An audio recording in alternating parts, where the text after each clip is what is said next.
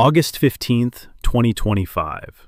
The heat in the attic of the old house in Columbus, Ohio, was suffocating, a thick, heavy blanket of dust and stagnant air that seemed to press against the lungs. Sarah Miller wiped the sweat from her forehead with the back of her gardening glove, staring at the mountain of boxes she had inherited after her mother's funeral 3 weeks ago. Her mother, Martha, had been the pillar of the community, a quiet woman who spent 40 years teaching piano and tending to her prize-winning roses. She was as American as apple pie, or so everyone thought. Sarah pulled a tattered shoebox from beneath a stack of old quilts. It was wrapped in thick twine, the knots so tight they had bitten into the cardboard over the decades. When the twine finally snapped, the smell of aged paper and rusted metal filled the small space. Inside, Sarah didn't find old recipes or knitting patterns. She found a heavy zinc identification tag stamped with a series of numbers, 4629. Beneath it lay a stack of letters written in a cramped, elegant German script, and a photograph of a woman standing behind a barbed wire fence. The woman in the photo had the same high cheekbones and the same piercing blue eyes as Sarah's mother, but she was wearing a coarse, oversized coat with a white circle painted on the back. Sarah realized in that moment that she didn't know the woman who had raised her at all. The shocking truth was hidden in those first 3 words of the diary, resting at the bottom of the box. "My name is Maria, and I am a prisoner of war." The story began on October 28, 1944. At Camp Claiborne, Louisiana, the transport truck kicked up thick, suffocating clouds of dust as it rolled through the heavy iron gates. Maria sat in the back with 62 other German women, gripping the wooden bench so hard her knuckles went white against the vibration of the engine. They had been traveling for 3 agonizing weeks, a ship across the freezing Atlantic, and a long, rhythmic train ride across the vast, alien expanse of America. Now, they were in the middle of a Louisiana swamp, a place where the air felt like wet wool, and the sounds of the insects were louder than the engines of the trucks. As the women stumbled onto the dirt compound, their legs barely holding them after weeks of sitting in fear, an American sergeant walked down the line. He was tall, in his 30s, and when he spoke, he had a German accent that sounded wrong, too smooth, too Americanized. He held a clipboard, reading names and matching tired, hollowed faces to military files. He read the names: Baumann, Greta Fischer, and then he stopped. Anna Hartmann, he called, and then Maria. When he reached Maria, he paused. The clipboard fell from his hands. He looked at her prison number pinned to her coat, and then at her face, scanning her features like he was looking for something familiar. He saw the hollowed cheeks, the gray-streaked hair cut short, and the prison number pinned to her coat, but he saw nothing, or at least, he pretended to see nothing. He bent down, picked up the clipboard, cleared his throat, and said, "Hartmann Maria, Barracks 4. He moved to the next woman, leaving Maria standing in the dust, a ghost in her own life. Maria's journey to that camp was not one of a soldier, but of a woman who had been swallowed by the machinery of the Second World War. She had grown up in a small Bavarian village where her family had farmed for 7 generations. She had learned the ancient ways of the earth from her grandmother, how to read the clouds, how to heal a sick calf with herbs, and how to protect a crop from the rot. But in 1938, the world began to fracture. Her husband, a man named Thomas, saw the darkness coming to Germany and begged her to leave with him. On September 15, 1938, at Berlin's Anhalter station, Thomas had packed 2 suitcases with everything he owned. "Come with me," he had pleaded, for the 100th time. "I see what is coming. Germany is going somewhere terrible." But Maria stayed. "This is our home," she had replied. "I am not running because you are afraid." Thomas looked at her for a long time before the train whistle blew, picked up his suitcases, and walked toward the platform. "Don't forget me," she had called after him. He smiled, sad and broken, and said, "Never." Maria stayed because of a young Jewish girl named Sarah, who lived in the apartment below theirs, a child who was terrified of the men in the brown shirts. 2 weeks before Thomas left, the girl's mother, Rachel Hoffman, had knocked on their door at midnight, whispering that they were making lists and that her husband's name was on it. They needed papers and a way out. Maria couldn't leave the child behind. She stayed to help. She forged papers, she hid families in basements, and she smuggled children across the border into France. Between 1938 and 1942, Maria helped 37 families escape the shadow of the Gestapo.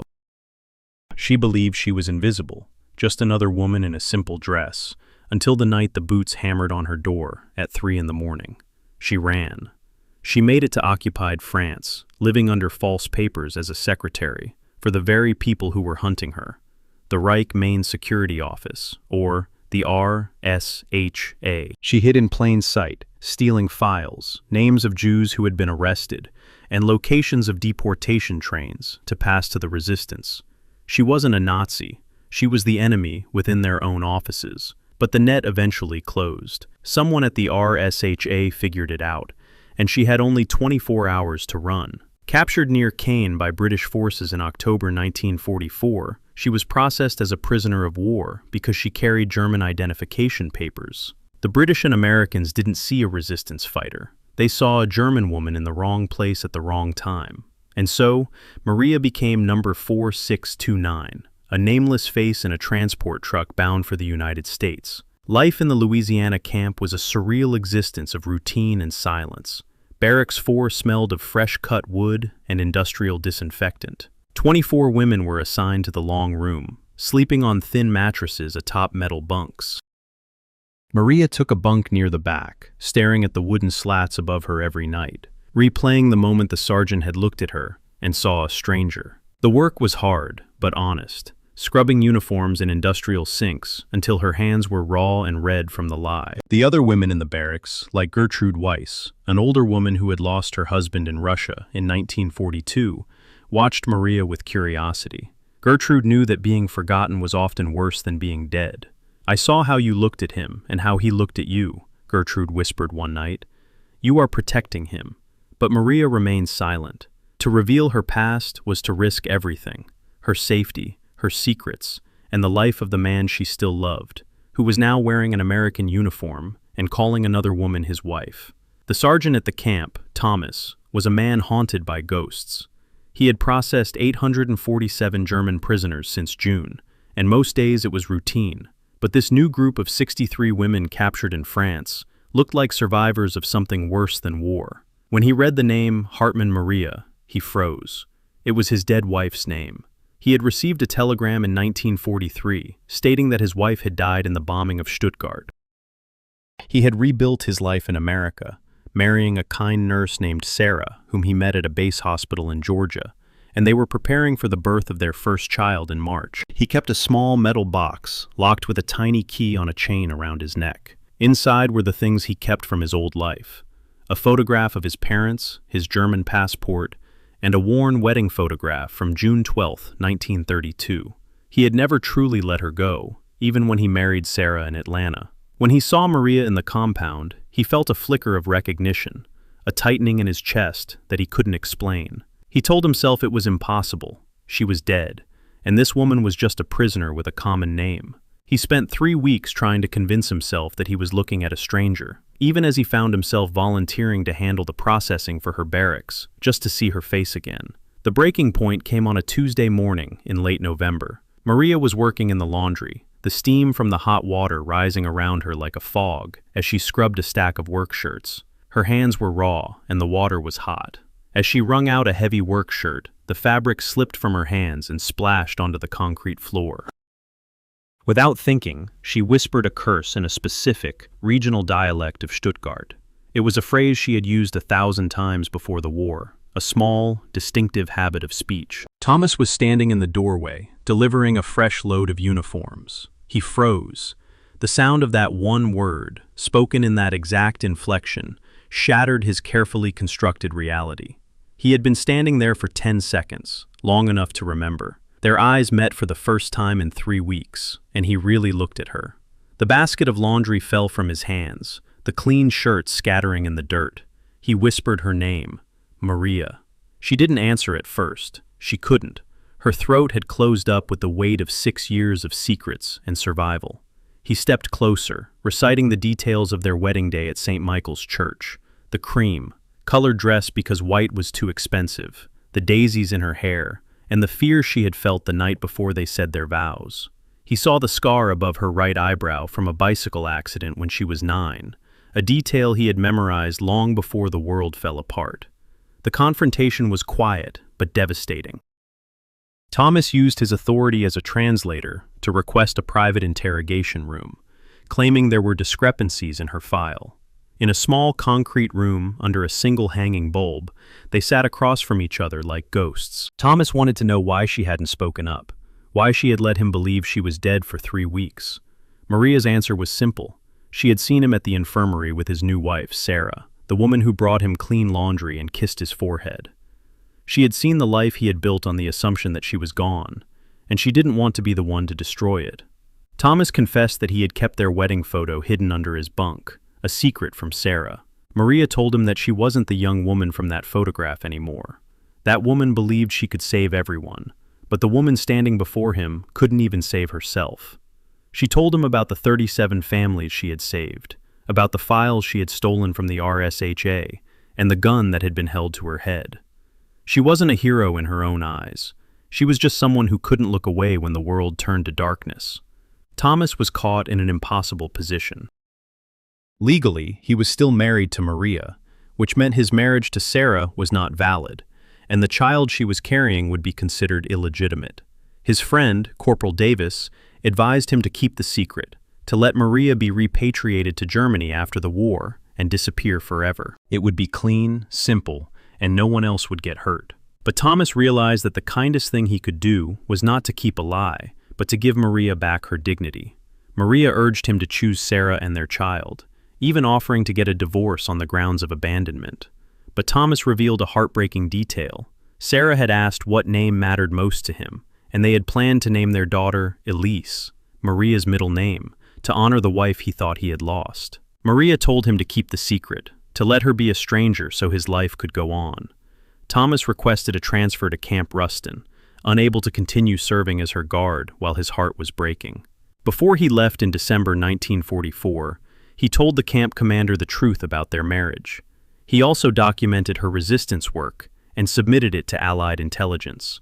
He wanted to ensure that when she returned to Germany, she wouldn't be seen as a collaborator, but as the woman who had risked everything to do what was right. Their final goodbye happened at dawn on the barracks steps. Thomas told her that he would tell Sarah the truth, or at least that his first wife had survived and he needed a formal divorce. Maria told him she was glad he had survived, glad he had found happiness, and that she would always love him, present tense, even as she walked away from him for the last time. He turned and walked toward the gate, never looking back, because he knew if he did, he would never be able to leave. Maria stood on the steps and watched the last piece of her old life disappear around the corner of the mess hall. When the war ended in 1945, Maria was repatriated to a Germany that was little more than rubble. Her resistance work was verified, and she was cleared of all charges. She returned to Stuttgart and found her old apartment building still standing, though damaged. She rebuilt her life one day at a time, never remarrying, never having children of her own. She never regretted staying in 1938, because 37 families survived because of her. Thomas stayed married to Sarah, and they legally remarried in 1946 after the divorce from Maria was finalized. Their daughter was born in March 1945 and was named Elise as they had planned. In 1963, Maria received a final letter from America with no return address. It contained only 3 words in a handwriting she knew by heart: "I remembered you."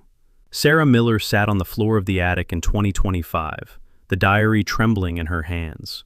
She looked at the photograph of the woman behind the wire again. She finally understood the silence that had always lived in the corners of their home, the way her mother would sometimes stare at the horizon with a look of profound grief. Her mother hadn't just been a piano teacher from Ohio. She had been Maria, prisoner 4629, a woman who had saved dozens of lives and then sacrificed her own happiness to protect a man's new beginning. Sarah realized that some love stories don't end with a wedding. They end with a choice to let go. And as she looked at the heavy zinc tag in the palm of her hand, she knew that being remembered by someone who knew you before the world fell apart was the only happy ending her mother had ever wanted. The shoebox wasn't just a collection of old papers. It was a testament to a life lived with a courage that didn't need an audience. It was the story of a woman who refused to stay silent when it mattered most, and who chose silence when it was the ultimate act of love. Sarah Miller sat on the floor of the attic in 2025, the diary trembling in her hands. She looked at the photograph of the woman behind the wire again. She finally understood the silence that had always lived in the corners of their home, the way her mother would sometimes stare at the horizon with a look of profound grief. Her mother hadn't just been a piano teacher from Ohio. She had been Maria, prisoner 4629, a woman who had saved dozens of lives and then sacrificed her own happiness to protect a man's new beginning. Sarah realized that some love stories don't end with a wedding. They end with a choice to let go. And as she looked at the heavy zinc tag in the palm of her hand, she knew that being remembered by someone who knew you before the world fell apart was the only happy ending her mother had ever wanted.